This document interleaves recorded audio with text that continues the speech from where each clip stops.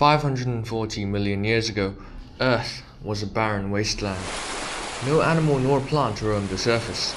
However, life existed beneath the waves. The result of an event otherwise known as the Cambrian explosion brought a huge diversification to life in the waters. Animals more complex, more intricate, and more ferocious than ever before emerged unprecedentedly. Within the blink of time on a geological timescale, practically all animal phyla appeared on our planet. In this mini-documentary, we will embark on a pilgrimage to Yunnan, China to hunt for fossils in hopes to uncover these lost creatures.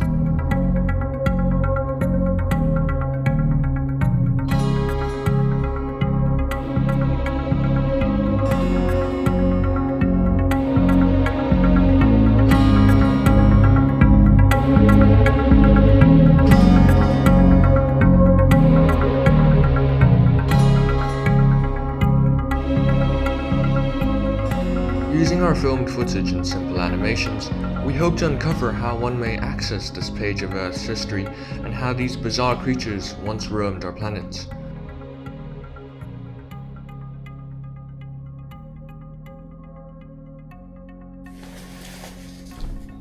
As mentioned previously, we are going on to a fossil hunt. So, what are fossils? Well, fossils are quite literally a reincarnation or a petrified version of an animal's remains. So remember, it is not the animal itself, it is not the animal's corpse, it is simply a different version, an impression of the animal's corpse. Fossils are usually formed by the cast and mold method. Now what happens is, take for example this. Let's say this is a once alive trilobite. It dies, becomes buried by sediment. What happens is, obviously, the trilobite is composed of organic matter, which means that it's obviously going to decay and leave behind what you call a cast. Through different methods of fossilization, this cast will become filled, and well, the fossil will remain. And then over time, as it erodes or I crack open a rock, the fossil will be revealed independently of itself. For example, this is an excellent example of a cast and mold. This is the cast. It is sort of indented into the rock.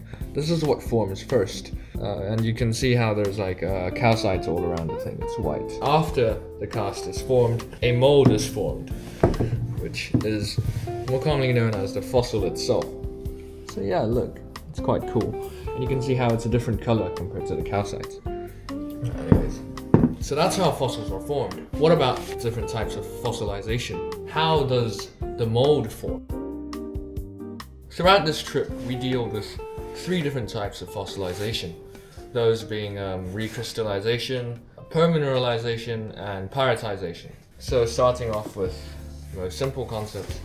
This is red lithium-I. It's white. Trilobite shells are made of calcite. In this specimen, the trilobite is also, it appears to be white. Now why? Because this is also made of calcite. Now how come?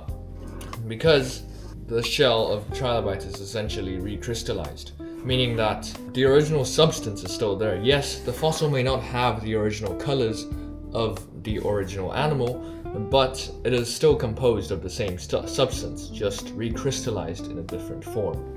Sometimes you may find fossils with different colors. For example, this is another fossil trilobite of the same species, but it appears to be pink.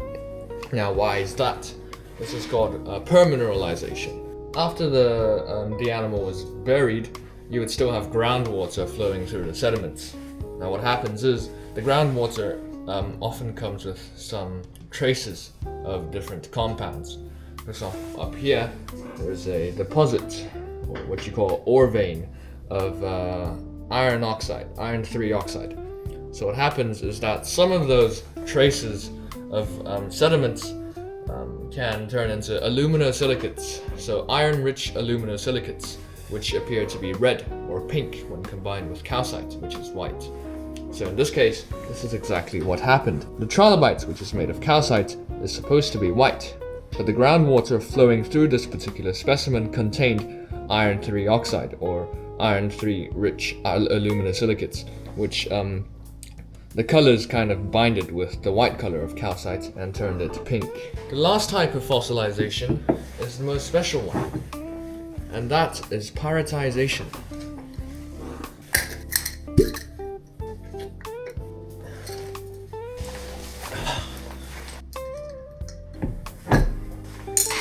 Right, this is a pyritized trilobite. You can see how it has like a metallic luster to it. It's really reflective. Pyritization occurs when the animal decays in the water.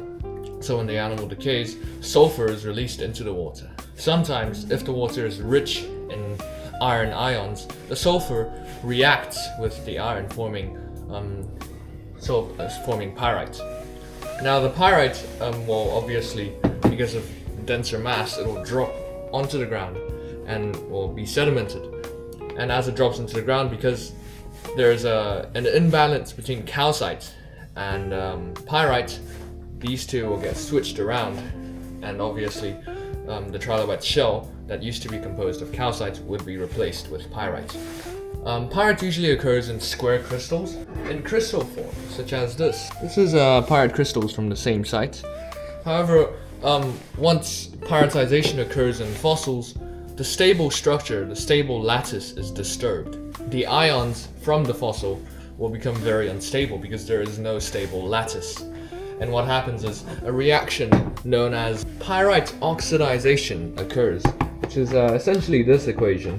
What happens is this is pyrite, and then pyrite in the presence of oxygen and water will react into sulfuric acid and iron hydroxide, which can further be oxidized into other compounds. So what happens is if you leave your pyritized fossil outside for too long and you don't keep it in a jar, it will just be gone, be turned into powder.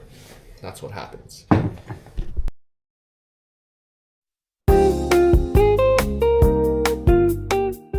How do you excavate fossils? Well, first thing you need to do is really grab a rock, say for example this, and you need to identify the layers. Here, it's layered kind of, it's tilted, and then what you do is you wear your gloves, you get your pickaxe, and then you start to hammer in that layer.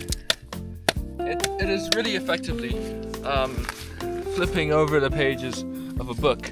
You can imagine that you can see that these are really layers, and you're trying to flip over one layer, except you're not using your hands, you're using a hammer. So for example, I take a more adequate, smaller piece of rock, right, like this. I identify the layers, it's going like this. I start hammering it. You usually hold the hammer a bit closer to like the tip for more precision. And voila, I split it open. There's no fossils here. I can redo this. Again, split it open, no fossils, etc, etc. After your excavation, how do you conclude your fossil trip? How do you pack up? Take for example this. This is a piece of red lithium-eye. How do I package it to make sure it's safe? Well, we usually use tissue, or here we have once-used shower towels, whatever you call them, and then you take something protective, and then you would wrap it up, sort of. Professional people, especially when you're dealing with like bones, you would use plaster of Paris in addition with something to cover the fossil itself.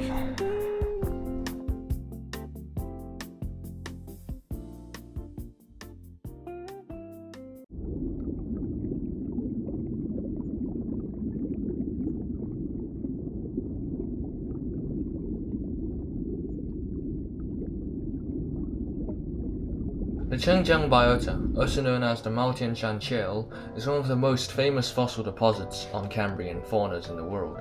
Discovered in 1984 by Mr. Hou Xianguang, The formation is famed for its exceptional preservation of organisms with soft tissue. The Changjiang Formation had such exquisitely preserved fossils because of its fine sedimentation and most primarily a lack of post-mortem movement, basically meaning that organisms are flash buried without the corpse being disturbed. This was possible due to the fact that the burial site was located at a river delta with lots of flowing mud. Because the more famed fossil localities are protected, we can only access the sites with lower fossil density. However, that would be enough to give us a glimpse on the early Cambrian ecosystem.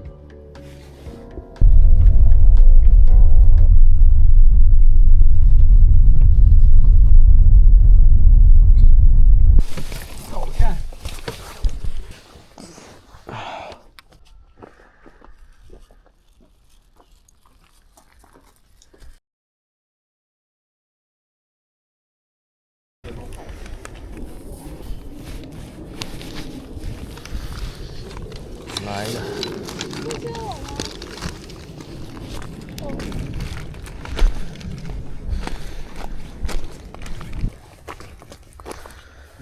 凑这些，还有这些，这个可能要好撬一点。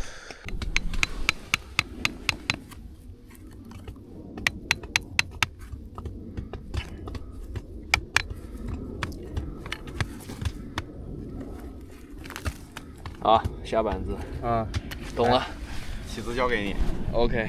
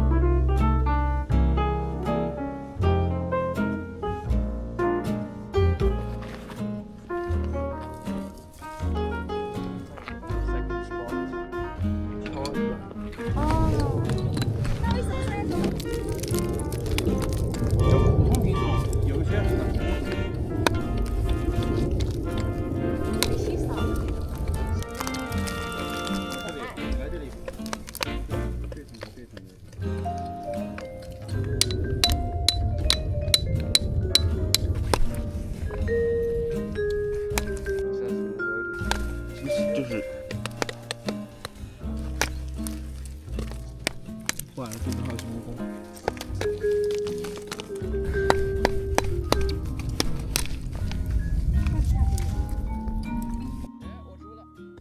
不看是粗的还是细的 Two trilobites, right here. Trilobita is a class of extinct marine arthropod. These animals are mostly bottom-dwelling and occupied a multitude of ecological niches such as scavengers, filter feeders, and predators. Trilobites existed for almost 270 million years throughout the Paleozoic era. The first trilobites appeared during the Cambrian period, around 521 million years ago.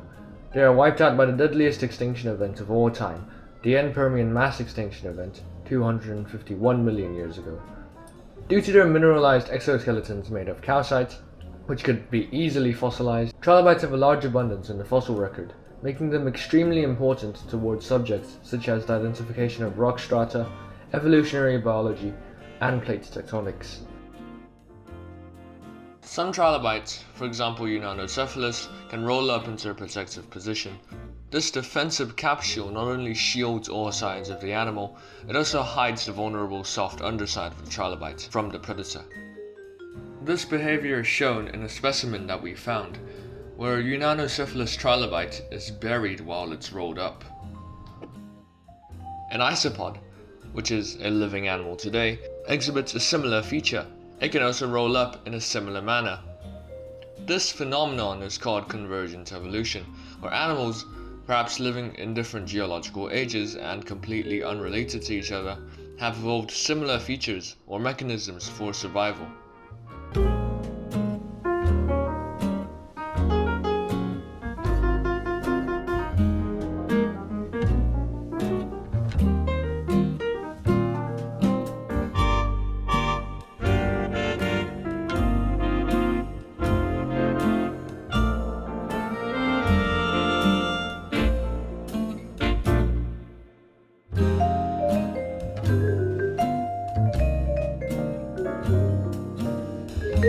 So we're done at this place. The forestry guy just came and he just told us to, move away from here, stop digging the landscape. But we ended up getting quite a couple of trilobites, but of the same species. We got the parts of one trilobite of a different species, but it's only like one segment. But yeah, regardless, we're going to our next spot. We are at our, is it third spot? I've got no idea. It's on top of a mountain, so yeah.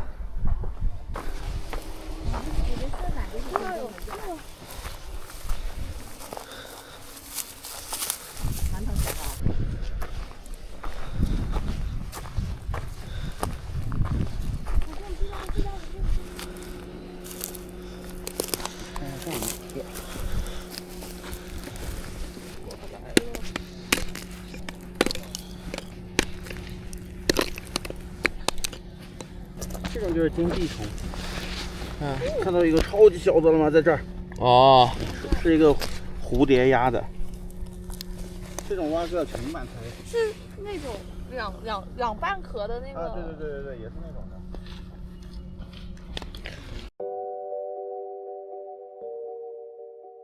Kunmingnella is a genus of small-sized, swimming bivalve arthropod.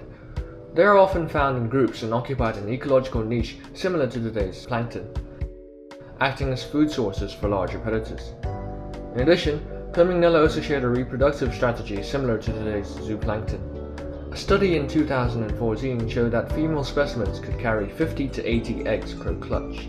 The need to reproduce such large clutches and to hide them under the carapace of Kunmingnella hints at a reproductive strategy of overcoming predatory pressure by producing large numbers of offspring. Found alongside Kunmingnella, macroalgae oxygenated the ocean via photosynthesis and provided food for primary consumers such as, potentially, Kunmingnella. These two organisms are what laid the foundation for the Cambrian marine ecosystem.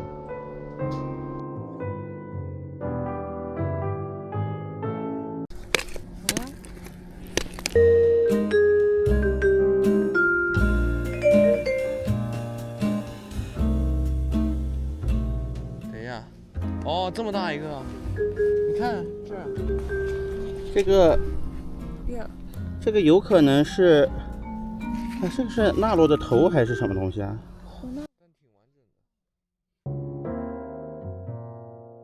Neroia is a genus of arthropod characterized by its flat body plan, non-articulated, non-mineralized exoskeleton, and a prominent alimentary system.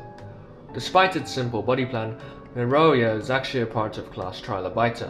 The similarity between Cambrian Neroids and trilobites could be observed in their limb morphology.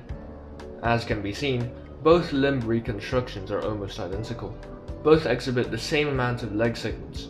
The only major difference between the two is found on the exopod, where the gills are located.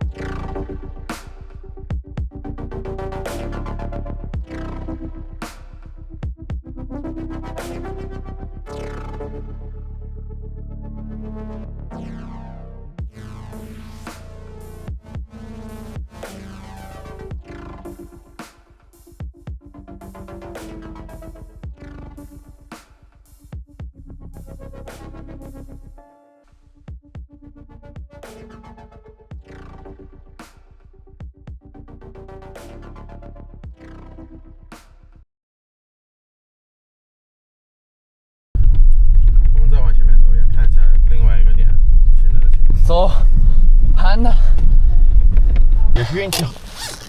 开灯，你当然我不敢，就是。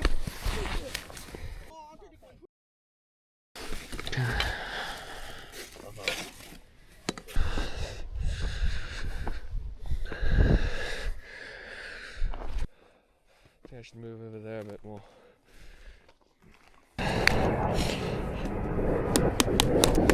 Let's see.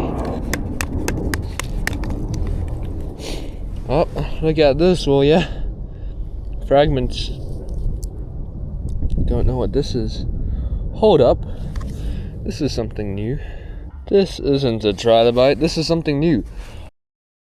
What I found was Tuzoia, a genus of bivalved, heavily armored arthropod found across the world. Tuzoia occupies the ecological niche of a predator or a scavenger. This particular specimen, Tuzoia sinensis, is in the butterfly orientation.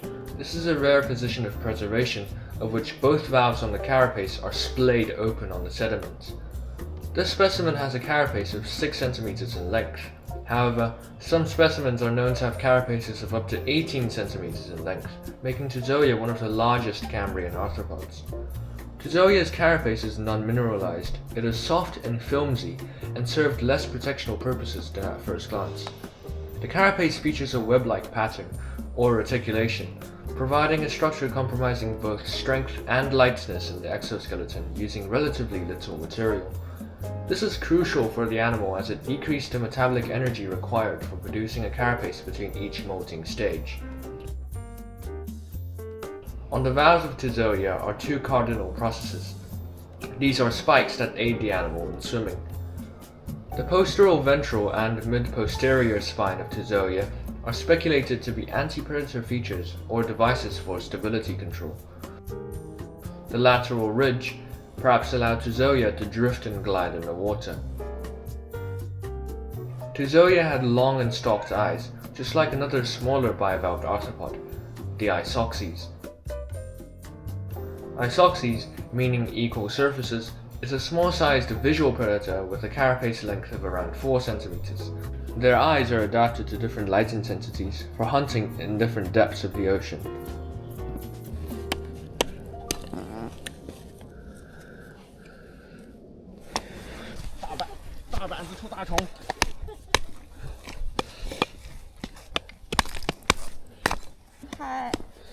还有腐形蠕虫。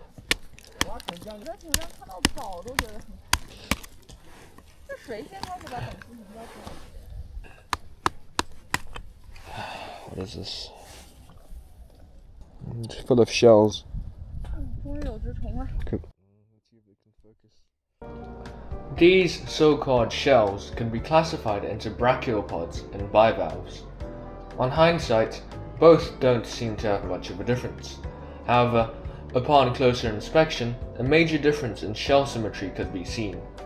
Brachiopods have a line of symmetry cut across their valves, whilst bivalves have a line of symmetry cut between both valves. Brachiopods are the dominant type of shellfish throughout the Paleozoic. However, after experiencing the end Permian extinction, brachiopods were replaced by bivalves, which can better adapt to a changing environment.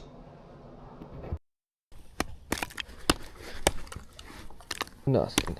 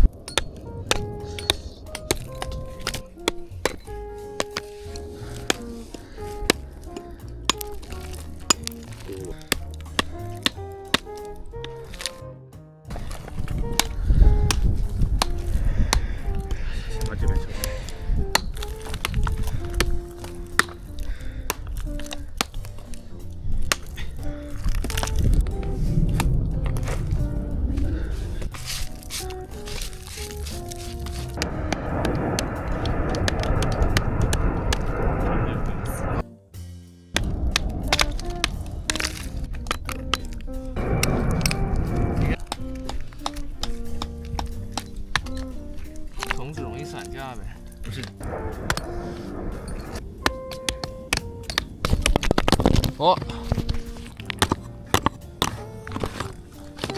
抬起来了，要折下去了。What is this? I think that's the head of a trilobite. Yeah. This would be its mouthpiece, and the body would be here. This is the head. As mentioned previously, trilobite exoskeletons are composed of mostly calcites. Because of this, dorsal trilobite anatomy is more well preserved than the rest of the animal. Hence, trilobite descriptions are more heavily focused on dorsal features. The word trilobite stands for three-lobed entity, referring to the animal's consistent body plan of one axial lobe connected to two pleural lobes on each side. In addition, the trilobite is divided into three major segments: the cephalon, thorax, and pygidium. The trilobite's head, the cephalon, could be further divided into the librogena and crinidium. The crinidium is composed of the labella and the fixagena. When a trilobite molts or dies, upon decomposition of its corpse or exoskeleton, the body of the trilobite is divided into individual segments, such as in this fossil of a single body segment. In addition, the cephalon or head is separated into the librogena and the crinidium, such as in this fossil where the crinidium is isolated. These fragments of trilobites could be washed and piled up into a clump, like in this fossil, where a mixture of crinidiums and librogenas could be seen of multiple different species.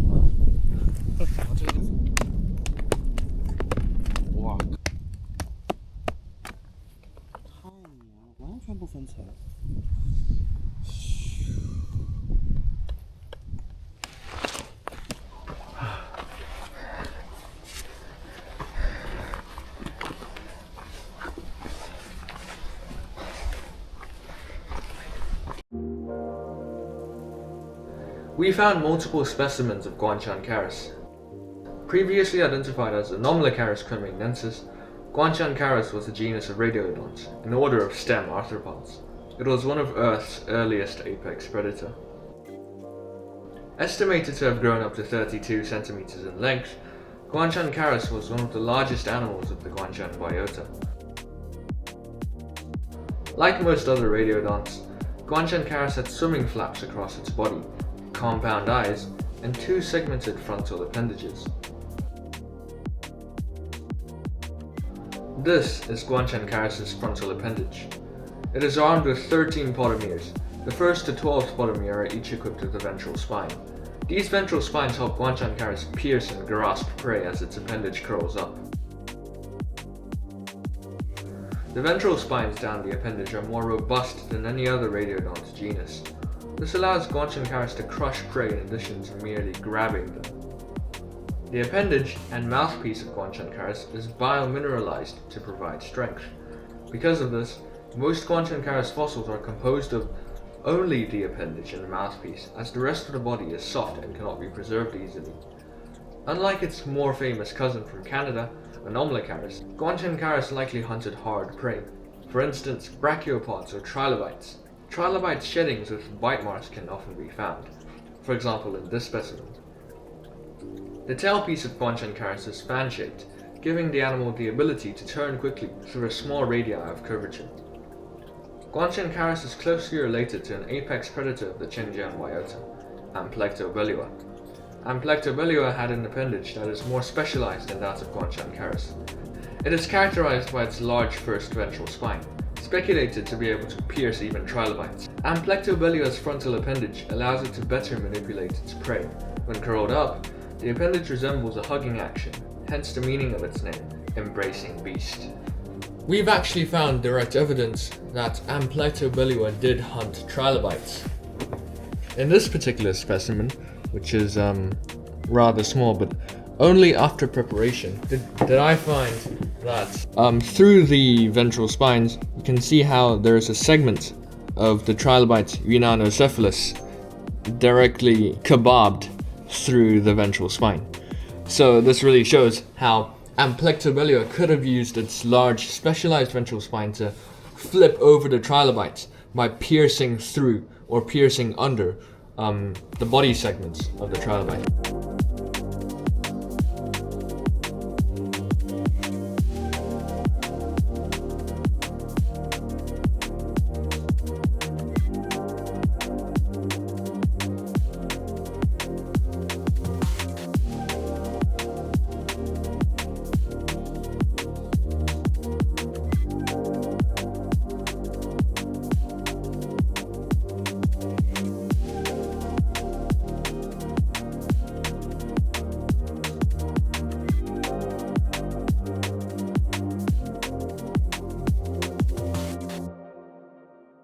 From the Cambrian explosion to the world today, our ecosystems have been intricately woven together. We have now acquired a basic understanding towards the Cambrian ecosystem of Yunnan. However, how much more could we have known about this lost ecosystem if more animals were fossilized? That is a question that will probably be never answered. Comparatively, we don't need the animals living today to be fossilized to know more about them. Through this documentary, I hope that you have not only established a curiosity for the wonders that our geology brings, an appreciation to how the first life on our planet lived, but also awareness to the life forms living on this fragile grand web of the ecosystem today, just like extinct life, can still have interesting mechanisms waiting to be uncovered. That is, of course, under the condition that they don't go extinct before we document them. So, take care of the life on our planet today, before it's too late. Thanks for watching.